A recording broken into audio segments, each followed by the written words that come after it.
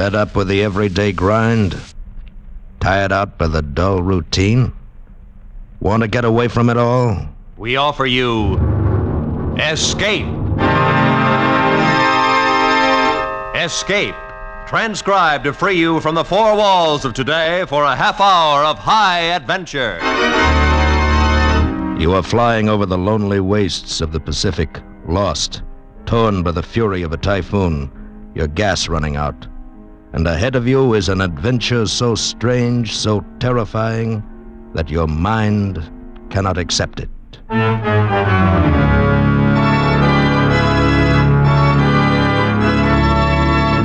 Today, we escape from reality with the tale of a Navy flyer who vanished from the face of the earth into a new world of the future, as Nelson Bond told it in his story, Conquerors Isle.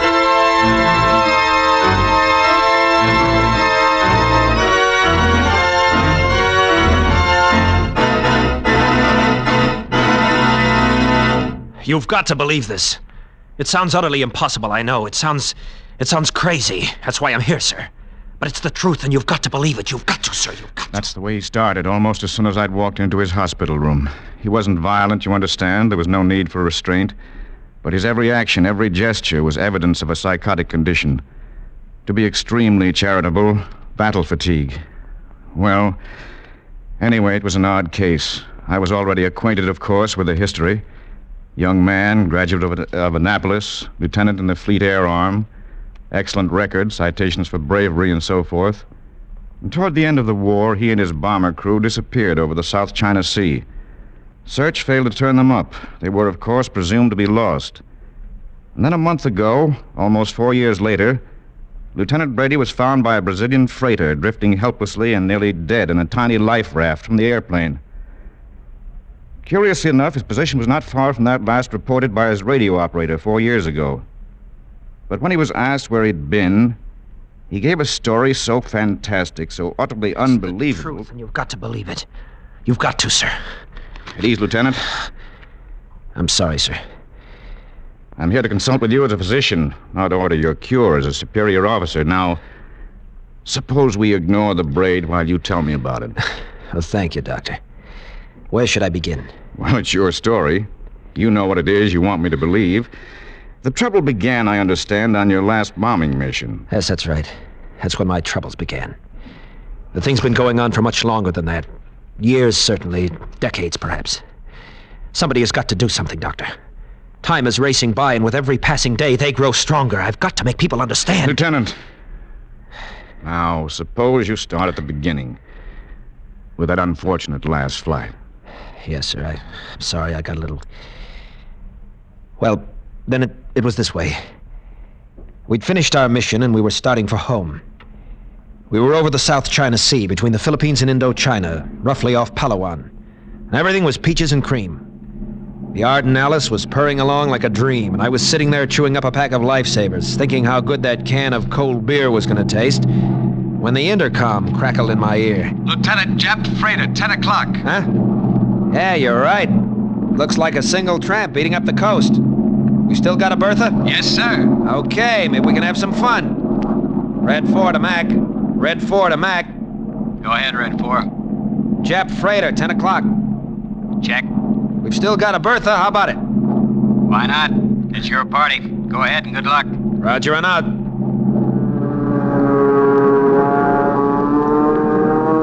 It was as easy as hitting a sitting duck. The long dive, the bomb release, the pull-out, the dull concussion. We laid it down her aft stack, and that Jap ship went up like a Roman candle. Hey, nice going, Lieutenant. Right on the button. That's one Jap we won't have to worry about anymore. Lieutenant, we're hit. Huh? A piece of that Jap must have come up and hit us. We're spraying gas all over the Pacific out of the left wing tank. Yeah, I see it now.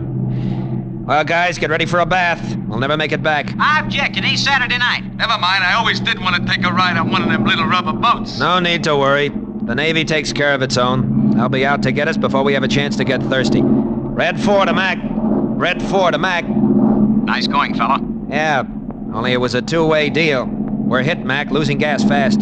Think you can make it? Nope, it's a salt bath for us. Sorry, fellas. Keep your radio on. Give your last position to base before you ditch it. They'll have a rescue party out in an hour. Wilco. See you tonight. Good luck. Over. Roger, out. You see, there was nothing to it. It happened every day. With ships all over the Pacific, they'd have a destroyer sitting there when we came down. A half hour later, when our gas was down to a few cupfuls and the rest of the squadron was long out of sight, an amazing thing happened. 1 minute the sky was clear and cloudless. The next minute we were surrounded by thunderheads, and a typhoon burst on us. Holy cow, Lieutenant, where'd this come from? I don't know, but it's a Lulu. Fasten your safety belts. There's no telling what this'll do to us.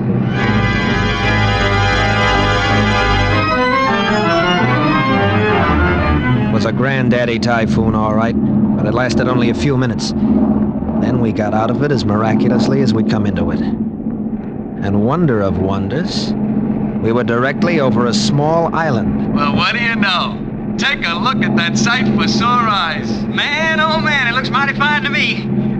What island is it, Lieutenant? I don't know. I don't recognize it. And after the way we got tossed around back there, I haven't any idea of our position. We could be anywhere from the coast of China to the Philippines. Who knows? Who cares? It's dry land. Yeah, just in time. We're out of gas. Hey, Jack. Yeah? See if you can get a fix and radio our position. We're going down.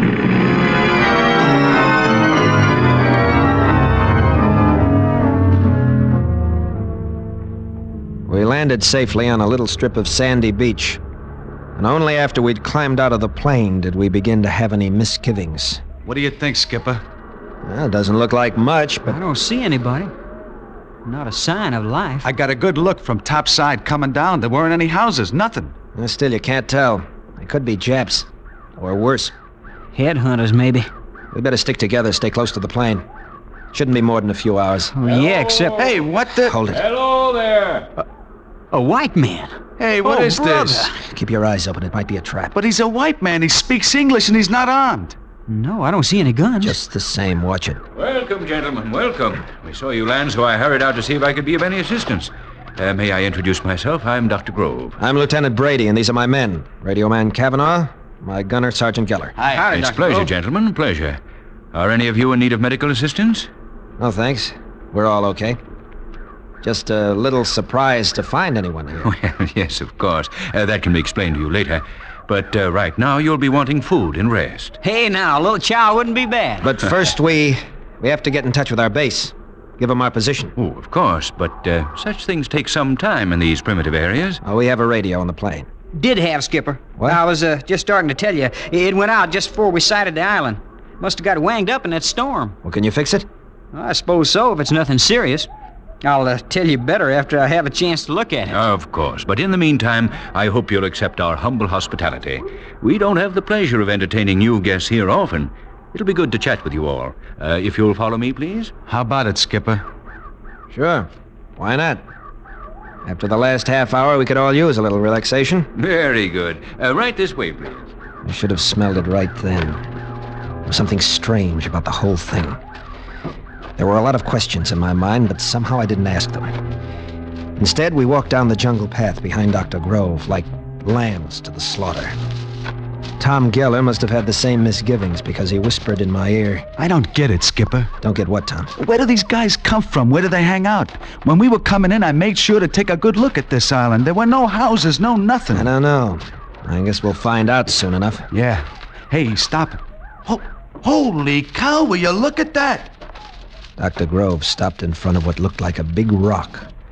And then we saw it was expertly camouflaged cement with a sliding door. There. Here we are, gentlemen. If you'll be good enough to enter. Enter what? That? Don't be alarmed. It's only an elevator. An elevator? In this jungle? Now, what kind of monkey business is this, anyhow? Do you mean to tell me you live underground? My dear Lieutenant, I'll be glad to explain everything later. It's all very simple. But first, I must insist that you enter the shaft. So now you're insisting. And suppose we prefer not to step into your elevator, then what? Then I should be compelled, most regretfully, to enforce my request. Guess again, pal. We happen to be armed. A gun, 3 guns. See, that's one detail you overlooked. I overlooked no details, Lieutenant. Would you be kind enough to fire your gun? Watch yourself, Skip. It's a trick. He wants you to shoot. The sound will bring help. Wrong, my friend. I need no help. Very well. If you won't accept my invitation... Wait a minute. Keep your hand out of your pocket. Perhaps you would care to stop me, Lieutenant? Okay, if you asked for it. Hey, Lieutenant! Try again, Lieutenant, but your gun will not work Skipper, on he's this right. island. Mine Neither won't will work mine. either. And now, perhaps you'll be kind enough to step into the shaft? Look, I don't know what's going on here, but I don't want any part of it. Yeah, neither do I. Come on, gang. Let's get out of here. Just you a said minute. I'm sorry. You forced me to use harsh measures. Believe me, I do so reluctantly. What's that you've got there? Just a small tube, but a very potent weapon, I must warn you. Yeah? Well, then you better use it fast. I made a desperate lunge for him, and suddenly... tiny shaft of light flicked out from the tube and touched me. And I stopped, frozen in my tracks. Conscious, my eyes open, seeing him, hearing him. But try as I would, I could not move a muscle. I was as if turned to stone.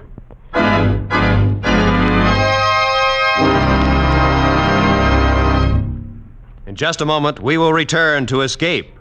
But first, both Gangbusters and The Adventures of Philip Marlowe are regular Saturday night features on most of these same CBS network stations. So be listening tonight when they bring you an exceptional, fast-moving, gripping hour of mystery. And now, with our stars, David Ellis, Ted Von Eltz, and Bill Johnstone, we return to the second act of Escape and Conquerors Isle.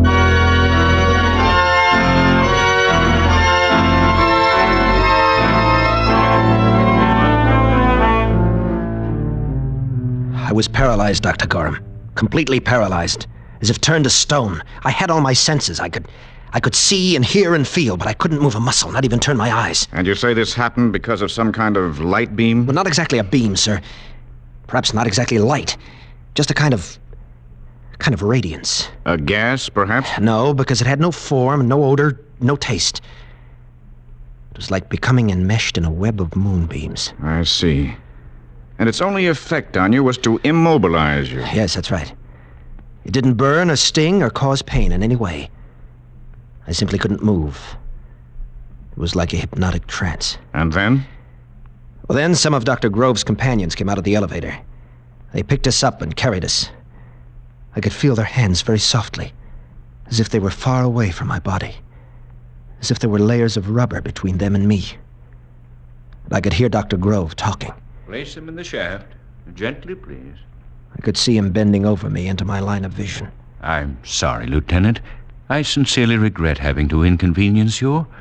But you see, just as we have the means of hampering your primitive mechanical devices, your guns, your radio, so do we have the means to enforce our requests. Requests which are, I assure you, only reasonable and necessary under the circumstances. Very well. Take us down. My head was reeling, and fear was growing in me. Who were these men to talk of radio as a primitive device? What kind of men were they? Where were they taking the three of us, and what were they going to do with us? As if he'd read my thoughts, Dr. Grove leaned over me again. There's no need to be alarmed, Lieutenant. No need at all. All right. Gently. Carry them gently. Well, Fraser, I'm sorry, Frater Dorden. It was necessary. They would not come willingly. I see. Yeah, a few of them do. Well, put them in the sleeping chambers until they recover. And be gentle. They are so frightened. Poor things. Poor things. Poor things, he'd said. Not as if we were human beings at all, but animals. Some weak, dumb animals with whom they must be gentle. It was then that I began to know real fear. We were in a great underground city, but I could see little of it. Nothing except what passed in front of my rigid eyes.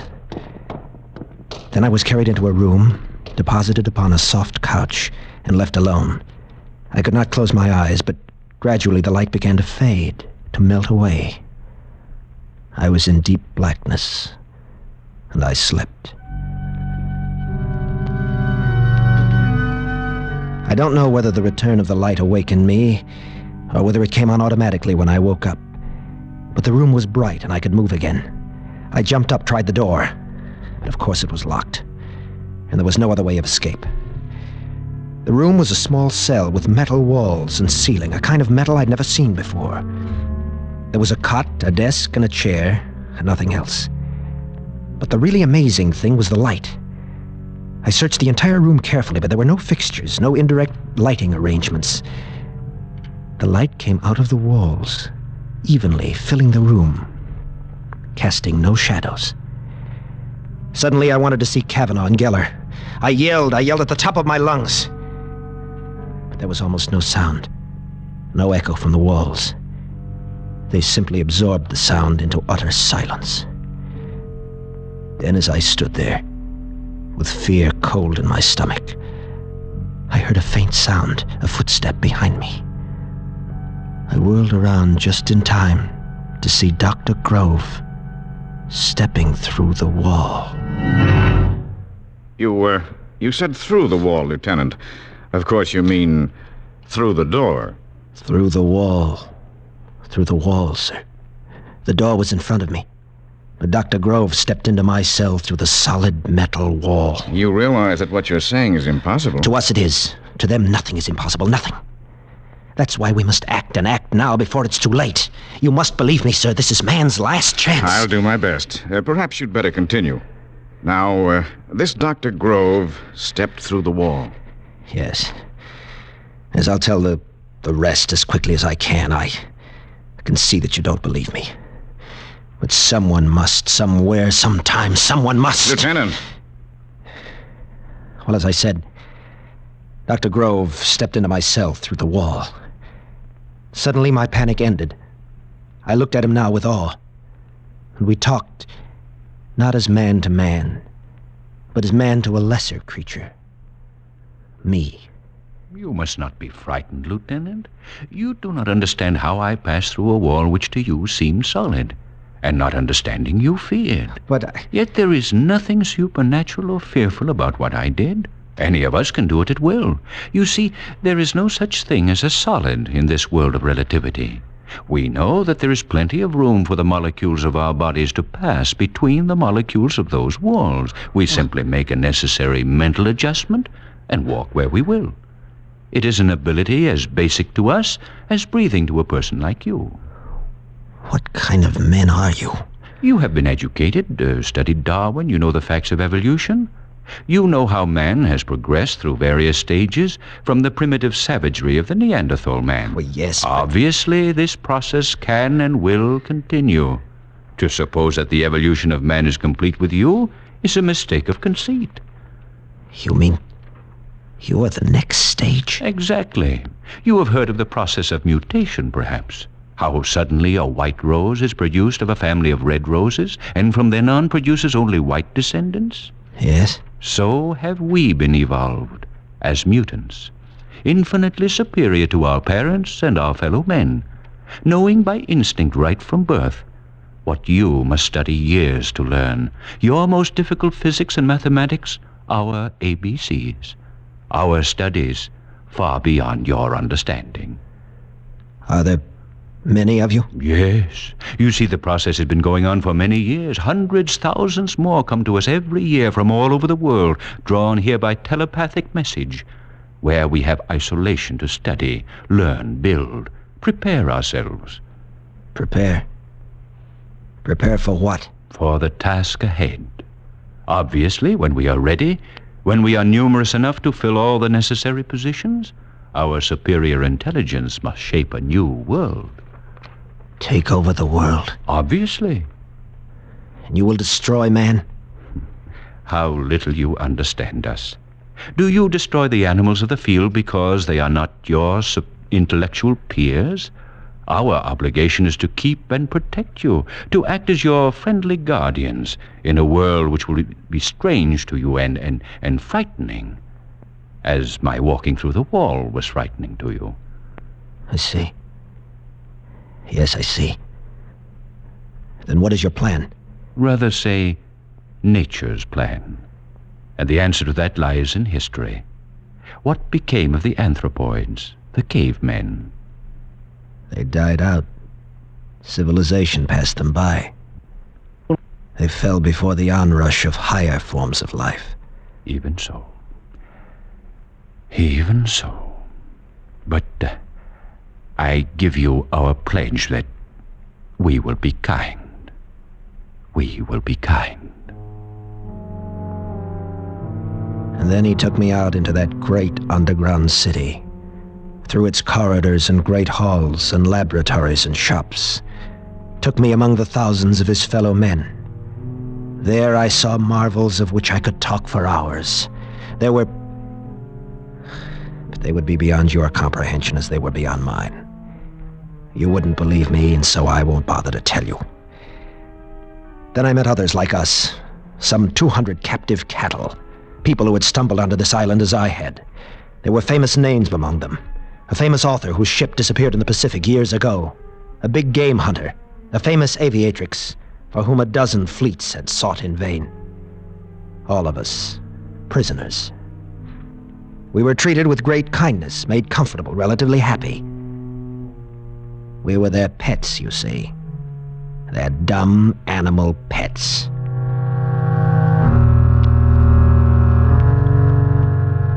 For over 3 years I stayed there. After a while I ceased to struggle. Even in my mind, I was defeated. And so I succumbed to the peaceful, bucolic existence that was my fate. At least that's what I thought. Then came that last day. Dr. Grove had made me his special pet. I was allowed to follow him about at his work, to talk to him at length. And on this day, he confided in me even more than usual. Well, Lieutenant, it has been a pleasant day. Yes, Doctor. Am I to go now? Not for a moment. Ah, yes, I shall miss having you with me when I'm gone. Gone? You're going away, sir? Yes, very soon. But where? Out into the world, where you once lived. But why? Oh, there are many, very many of us there already. In strategic places, of course. An important politician here, an industrial magnate there, a famous author whose words are gospel to his readers. I will have my place, an important one. But I didn't know. You didn't tell me that it's already begun. Oh, yes, definitely. The hour is close at hand. And then, all of us, the whole world. Lieutenant, you know us now. You know that we will be kind. Kind. Yes, kind. Suddenly all the anger that was in me welled up. I didn't want to be a dumb animal, a pet for some superior being to be kind to. I didn't want that for my loved ones, my friends, my fellow men. That night at dinner when they fed the prisoners in a big communal hall, I got a chance to talk to Kavanaugh, my old radio man. He listened and then shrugged hopelessly. They'll succeed, Joe. You know that. No, not if the world could be warned. I don't know. Maybe it wouldn't make any difference. Besides, how could they be warned? If somebody could get away from here. Escape? That's impossible. I know, that's what I thought. But listen, I've got an idea. There's one chink in their invincibility. What? Their gentleness, their kindness. They can't bear to hurt anyone. None of their weapons kill, but only paralyze temporarily. And they simply cannot conceive of treachery. What are you driving at? This. I'm going to play on Dr. Grove's liking for me, his kindness. And I'm going to trick him. How? Tomorrow I'll ask him to take me up above, back to the plane, to get pictures of my father and sister. Tell him I'm lonesome, suffering. He'll do it. I'm sure he will.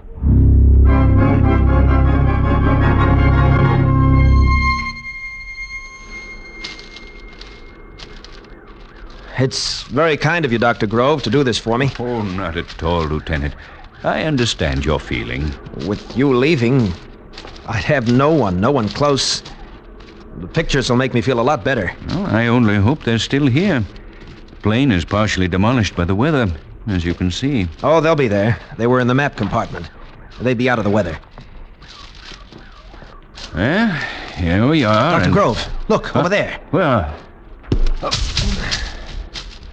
Sorry, Doctor, but I had to do it. I hope I didn't kill him. He had been kind, but I hit him hard. Then I broke out a life raft from the rotting plane. I was almost afraid to look at it, but it was okay, even complete with supplies, 4 years old. I ripped the valve and threw it into the water. In 5 minutes, I was out beyond the breakers. I don't know how many days or weeks it was before they picked me up, but it was a long time. And I was more dead than alive. Yes, Lieutenant, you were in bad shape. It was a horrible experience. But you see, it doesn't matter about me. It's the others that... You don't believe me either, do you? Well, Lieutenant, it's been a pleasure to listen to your story. I'll make a report to my superiors. Please be patient and try not to worry. Try not to worry. Good day, Lieutenant. Get out. Get out, sir.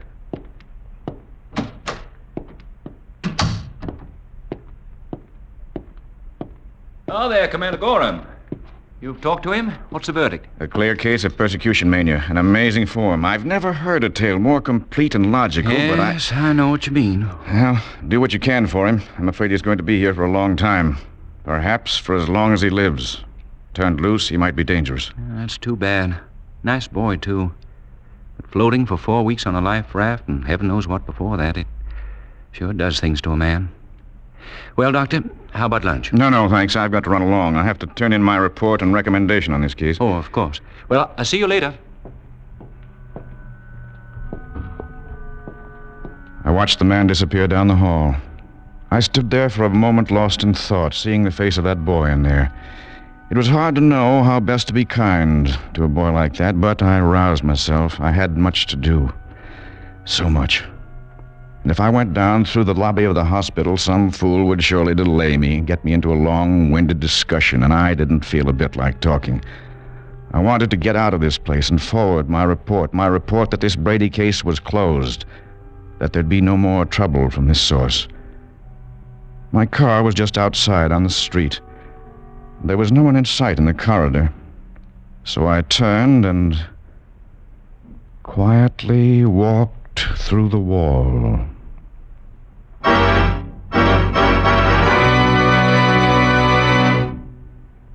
Escape is produced and directed by Norman MacDonald. Today we have presented transcribed Conquerors Isle by Nelson Bond, adapted for radio by John Dunkel.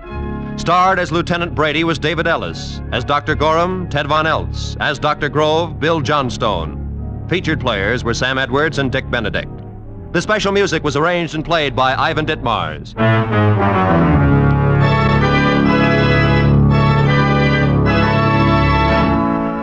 Be sure and be with us again next week at the same time, when we will bring you another great story of mystery and intrigue by one of the world's outstanding authors of high adventure, as CBS again presents Escape.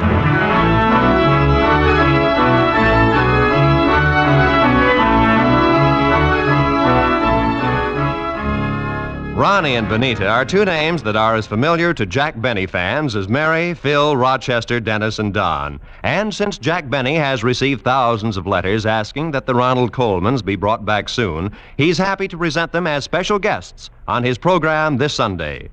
Hear the Jack Benny program on these same CBS stations tomorrow night.